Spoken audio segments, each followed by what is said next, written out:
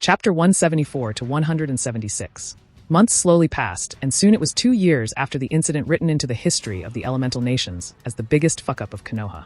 Exactly as Ray predicted, Konoha's sudden drop in momentum and their loss of the title of the strongest slowly started yet another subtle power struggle among the Kumo and IWA, the only villages strong enough to claim such a title. It was nothing concerning and far from a conflict capable of escalating, but thanks to it, Ray finally launched Project UTC. Yuzushio Trading Company appeared in the world and climbed to the heights of top-class companies of elemental nations in less than a month after it started to supply various never-before-seen goods on the market completely unobstructed, since all who could and would make it harder for them were supremely busy with their own problems. The two most likely countries to block them, Earth and Lightning, were locked in a silent childish flexing contest. Konoha and the Land of Fire had a lot of problems with hashing out their economical situation to meddle, and could only silently gape like fish when they heard about the re-emergence of their long-thought-to-be-extinct ally. KasiCair was currently too busy with a ridiculous glaring match with the Daimyo of Wind, and was quite spectacularly losing. The Land of Water was quiet. Too quiet, and Ray knew what that meant. In the past year, things started to look quite bad for the Bloodline users. It was still in the state of quiet before the storm, but from the current tension, Ray was sure the initial massacres will begin soon enough. But that was completely fine now. That was the whole point of pushing his other unimportant projects to the side and finishing the village. Now that the UTC and ever-loyal Uzumaki clan were up and around on their own independent feet, and his village was finished, the only thing that remained was to wait for the shitstorm to start and reap the rewards. After all, why bother putting in the effort and years to train ninjas from scratch when the Kirigakure would so sincerely push their own bloodline clans away? The only way the situation could be better would be if they actually really gift-wrapped them, but other than that, it was damn perfect. There was very little the desperate clans with the threat of extinction looming over their heads wouldn't do to survive. Ray laid on the sofa in his new mansion on the hill overlooking his newly built village, the same hill from which he and Conan observed his clones at work just a few years prior. Building the village was honestly a major pain in the ass he will certainly avoid doing in the future. It couldn't be done in phases, as what Ray had in mind required him to imbue seals into the land before the building process even started, then also imbue seals into the buildings as they were being built, and at the end cover the walls of the buildings when they were finished. Only after all of that could Ray add the finishing touches, something he did only yesterday, and add a wide-scale sensory barrier around the whole village. Honestly, even with the overwhelming force of the freed cloned menial labor, there were simply so many details in the process that it took literally ages to finish. On the brighter side, now that the seals were set up, Ray's control over the village was incredible. He was especially proud of its warmth and cozy atmosphere despite being in the northernmost part of the known world. With the seals, Ray could effectively control the weather around the village on his whim. That also helped with setting up numerous training grounds with various different environments that were graded on the difficulty of surviving in them. But no matter how Ray tried, the harshest place was still the one where the natural environment was preserved. It was just so frigging cold, not even Jonins would dare to do a survival test there. Suddenly, a soft groan resounded through the room, and Ray looked at the waking mop of green hair on his chest with a fond smile. He and Pakura really bonded over their common efforts for establishing the village in the past 2 years. Well, figures two people would find a way towards each other when spending most of their time together. Wazi up, Pakura sleepily drawled, still half asleep rubbing her face on Ray's shirt. You fell asleep when we were going through the finishing touches on the sensory sealing barrier, Ray informed the woman while subconsciously stroking her hair, which almost caused her to purr. It took a few head pats and a cup of coffee to get Pakura's brain up and running again, and soon the two people found themselves cuddling on the comfortable sofa while staring at the village through a massive one-way seals-made window in the study of Ray's mansion. We created an amazing place, Pakura said, seeping into her tone as she watched the numerous tall towers almost mockingly reaching the heavens, surrounded by houses. That we did. Ray's lips widened into a mysterious smile that always made Pakura pout, knowing he was not telling her everything. Good thing she was focused on the village as she leaned her back on his chest so she didn't see it. They might have worked together for years. He might have to admit he was fond of his green-haired secretary. And his girls definitely liked Pakura, but there was no way Ray would tell her all of his secrets until she was bonded to him. Honestly, there was nothing hidden about having tall towers in his new hidden village, and Ray knew Pakura had more than one complaint about them, but he never listened, always just shrugging her off with a knowing and infuriating smile.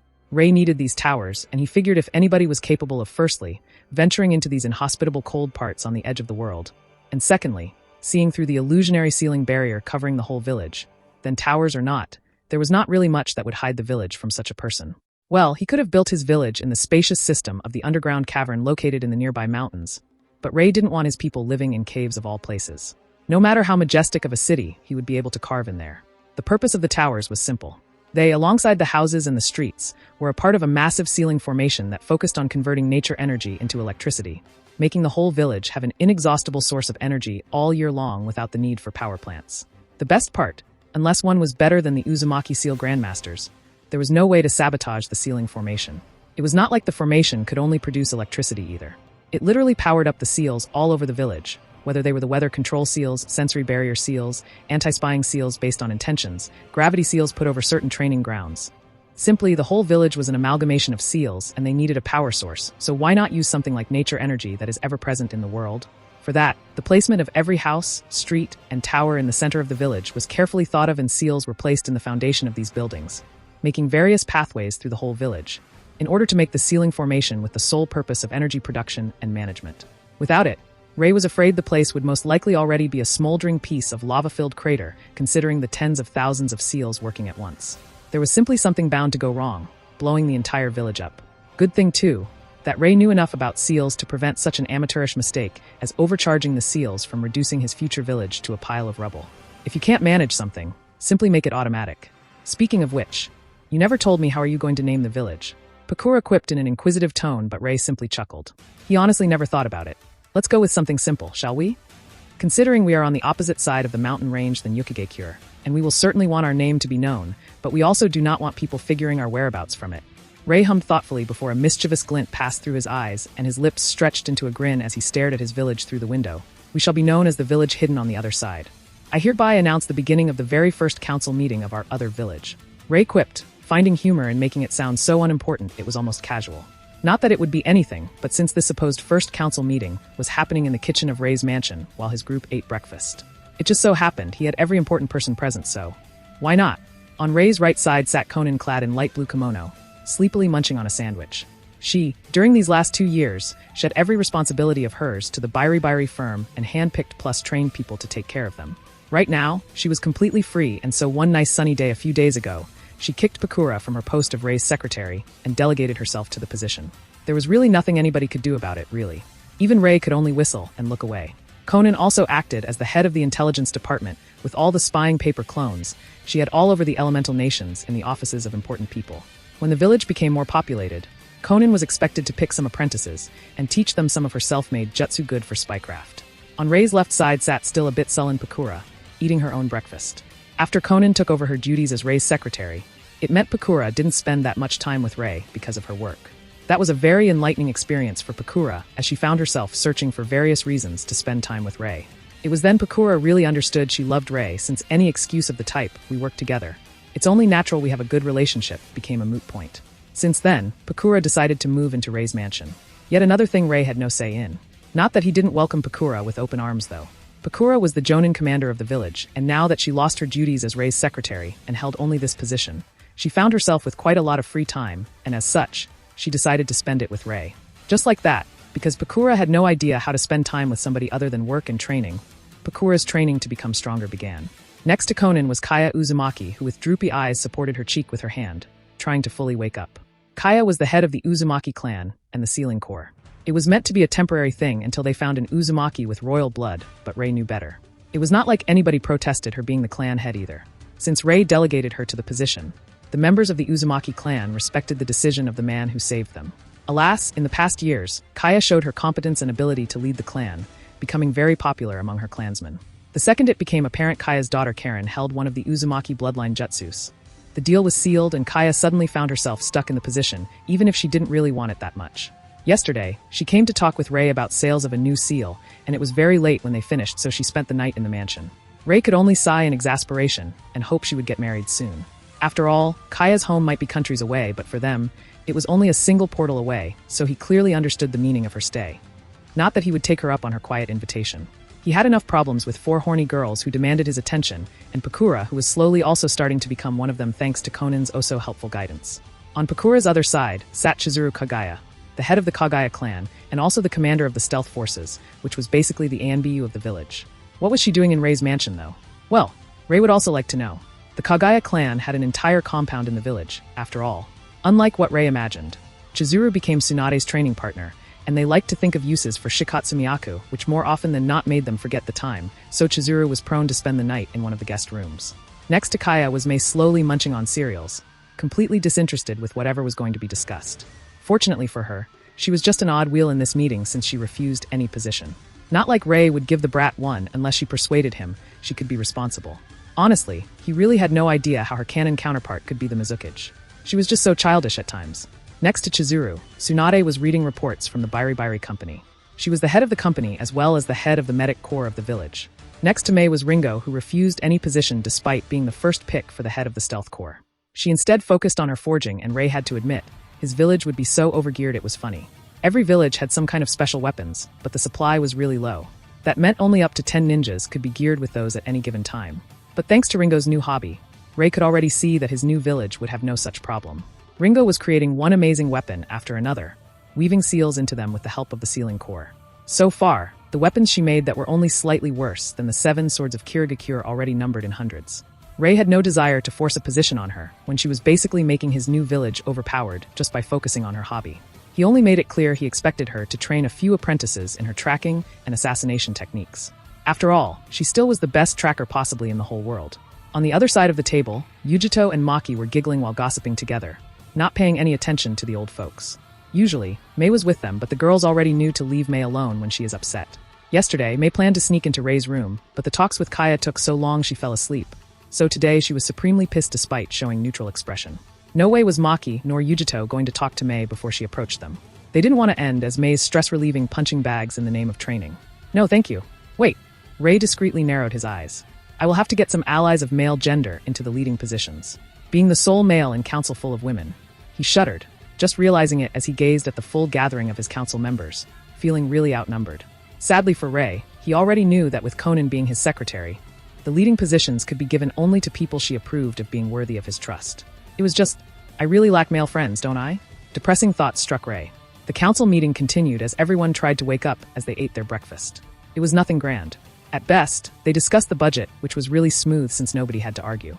The village was packed with money due to the Bairi Company and the Uzushio Trading Company acting as cash cows for it. No way was Ray going to be dependent on the daimyo for funds. That was simply a recipe for a disaster later down the line. Another topic was promising kids from both the Uzumaki and Kagaya clan, and Pakura also mentioned that some of the kids of the 100-plus Kiri Jonin, who fought under Ringo on the Nagori Isles, were already old enough to start their ninja training. For now, these matters were in their hands, but Ray already told Pakura to make a department under her that would take care of the new blood. No way was Ray, as the leader, going to take care of such things as putting together teams. As if he was going to waste the time of his jonins with teaching brats only to produce their subpar clones skill-wise. No, Ray already had a better system in mind, but sadly, it would be feasible only when the number of ninjas in his village increases. The meeting was finally ending a half hour after it started. Frankly, it could be over in 10, but they still ate during it and nobody really hurried. When Ray finally announced the council meeting is over, Mei spoke. I have a question. The second Ray heard her tone, his lips twitched, realizing her mood and what was most likely the reason for it. This was not the first time she failed to sneak into his room. Normally, she actually manages it, but is kicked out by either Irritate Tsunade or Conan since these two could be damn scary after a stressful day. Unfortunately for Mei, she was one of those who found it embarrassing to ask for a date or spending a night together. She preferred to appear uninvited, and while more often than not that resulted in a threesome when Ray already had promised to spend time with another girl. Sometimes Mei was simply shit out of luck, and the next day she would have this cold poker face. Go on. Ray nodded, wondering what inane thing she came up with this time. Honestly, he really loved her for bringing laughter into his usually busy life. I would like to ask, now that we already have the village going, can't we go deal with the hideout of the Madara guy? Mei dropped the bomb, causing all to stop what they were doing and look at her in bewilderment, neither knowing where that came from. Seeing their expressions, Mei hurriedly continued, after we got the sample of the Sanbai's chakra, I know that Conan created a clone to follow that Obito guy before we left. I thought it would be stupid to fight a man who was once praised as one of the strongest 2 ninjas of the strongest generation, but now he would most likely already drop the bucket, no? Conan said he has thousands of these wooden human-like things growing there, so shouldn't we go and take care of that? Nobody makes an army without intention to use it, after all. Aha, here we go. Her usual bullshit. Ray brightly smiled. When she mentioned Madara, Ray had no idea what she wanted, but the second she spoke of those wooden things, he got it. Considering Mei was pissed and irritated, she probably just wanted to melt something, and thousands of Zetsus most likely seemed like an appropriate target. No, it's not like we didn't go and kill Madara because I didn't have enough confidence to do it. He was old and his body was frankly useless at that stage. The only real threat would be his eyes if he had them in his eye sockets. Ray rolled his eyes, remembering Madara's eyes were with Nagato. Speaking of which, he should probably account for Nagato in his plan. But Madara's plan is really beneficial for us, so sorry, Mei. I can't let you relieve your frustration with his army. After all, We need him to declare war on all villages for my plan to succeed. That's a good reform. Just make sure to contain any protests. If you proceed with it exactly how we discussed, it should work spectacularly. Third Mizukage told Yagura Karatachi, the new fourth Mizukage of the village hidden in the mist. Yagura was quite young, but Third Mizukage figured there was not much his apprentice could fuck up with him as his supervisor. Mist desperately needed a new leader as he didn't win any favor with the clan heads for ignoring the rumors about how horrible their clans are. It was either give the hat to Yagura and work hard to help the clans or watch as they revolt. Yeah, that was not happening anytime soon if the third had any say in it. Thankfully, Yagura was smart and they started to make reforms that would help the clans and cleanse the false rumors among the common populace and the new civilian-born ninjas. Yes, the whole situation became somewhat convoluted to a degree it simply could not be ignored. At first, the third let it continue to curb-stomp the overinflated pride of the clans, but it grew so rapidly. He found himself in so much shite, it forced him to abdicate. His advisory duty done, the third excused himself and stepped outside of Yagura's office. Everything was going just fine. Sure, losing his position might have been a bit melancholic for him, but he could admit he was getting too old. Being an advisor to the new Mizukage was a lot more peaceful profession for his old age anyway. Humming, the third put his hands into his pockets and suddenly froze as he found a folded paper in one of them. Stopping, he took it out of his pocket and unfolded it, cursing under his nose. Expenses report for the new barracks. Shit, this is actually important. He muttered and resignedly turned around, heading back to the office of the new Mizukage. Stopping in front of the door to the office, he was about to knock when his hand halted just an inch away from the wood of the door, and a frown appeared on his face when he heard an unknown voice coming from inside. The third Mizukage furrowed his brows and decided to listen for a second. More ninjas, reforms can provide money, follow the plan, fight against... He didn't hear every word since even without silencing seals activated. The door was made of a special wood that dampened the sound, so any unwelcome listener would most likely not understand what was discussed even if he was pressing his ear to the door as if his life depended on him. It was only his incredible sense of hearing that allowed the third to hear as much as he did. Sharingan Genjutsu. Oh shit! All hairs on his body abruptly stood when he realized what was going on inside of the office. Not even thinking, the third Mizukage kicked the thick wooden door, snapping them out of their hinges and sending them flying into the office, where they landed with a loud crash that alerted every ANBU around the building. The third Mizukage got to see what was inside, and indeed, Yagura sat behind the desk with a glossed-over look, and the bodies of his 5 unconscious ANBU guards were strewn on the floor. In front of the third Mizukage stood the exact copy of the scapegoat Ray described as the attacker of the capital of the Land of Water. Black coat with red clouds, orange swirly mask with only one opening for an eye behind which was a Sharingan, short black hair. How is this possible? The description is spot on. But this man was supposed to be fictional. Thoughts flashed through the head of the third Mizukage. He knew it was Ray who was responsible for the incident in the capital city. The man in front of him was no imitator of the description either. He left out a lot of features described by Ray, such as the Sharingan eye, but the ninja in front of him was an exact replica of what Ray described. A realization suddenly dawned on him. Ray, that shithead actually described a real person. The third quickly snapped out of his bewilderment, and Obito was forced to duck lest his upper body got riddled by a multitude of lethally poisoned senbons. He was still somewhat surprised that somebody actually walked in on him casting Genjutsu at the new Mizukage. Because his Mangekyo was not a Genjutsu enhancing type, he had to reform and strengthen it periodically, otherwise Yagura would break free from it. It was simply lucky that Mangekyo strengthened his illusions enough that even a Jinchuriki could be influenced. I have no idea what you were trying to do to Yagura, but you are not walking out of here alive. The third Mizukage shouted and leaped at Obito, engaging him in a taijutsu bout. Obito blocked, evaded, and parried a few blows before a good opportunity appeared. The third Mizukage was inwardly frowning while throwing punches at the intruder. He is quite good in taijutsu. To match a Kage, his eyes gleamed as they noticed an opening in the center of his opponent's chest.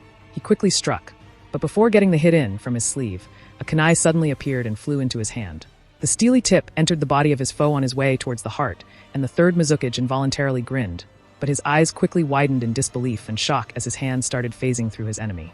Obito quickly let his whole body phase through the third Mizukage and pivoted on his heel, about to stab a kunai into the third's back. I won, he thought, but 3 Kiri Anbu appeared around him in Shunshin, mid-slash with their Tonto blades, and Obito was forced to again activate his intangibility, letting the 3 swords phase through him while his own kunai and hand harmlessly entered the back of the third Mizukage. This is bad, both Obito thought. He didn't like his prospects now that the entire village was alerted. He might have fought against Minato, but he knew he was almost killed because he was arrogant enough to think he could match his teacher in one-on-one. If Minato used kunai instead of Rasengan and struck something vital during the fight, Obito would be dead right now. It just so happened that blunt force was negated a lot by the Zetsu-like flesh that merged with his body, allowing him to come unscathed from his ass being Rasenganned. Not that it didn't take him 2 months to recuperate that particular hit, but even if he could become intangible, fighting an entire village, He didn't have enough skill for that yet. Gotta run, then. Obito decided while frowning as his eyes strayed towards Yagura. It will be hard to get close enough to cast the Genjutsu again. The Jinchuriki will be a lot better guarded this time around. As he realized his revenge was at the very least delayed, a murderous glint passed Obito's eyes, and one of the poor Yenbyu who he was fighting against got the brunt of his anger as Obito's kunai found itself too close to his neck. Blood splattered on the floor from the slit throat of the Yenbyu as Obito kicked another Yenbyu away, breaking a few bones, while twisting his body midair and punching away the third one. Obito then tried to use the momentary shock of the third Mizukage due to the death of his comrade and use his Mangekyo to swirl away, but the third Mizukage proved his lifelong experience by not standing like an idiot and watching him get away. He threw a Sunbon right in the middle of the swirl, forcing Obito to cancel his technique and lean out of the way of the Sunbon. "I said you were going to die here." The third sneered while glancing at the dead body with the corner of his eye. "That said, this man is really dangerous.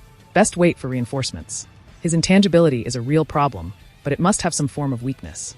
Not once did he attack with things inside of his body, so he probably can't become tangible while something is in the location where his body is supposed to be. I really didn't want to waste this." Obito released a tired sigh before his personality did a backflip.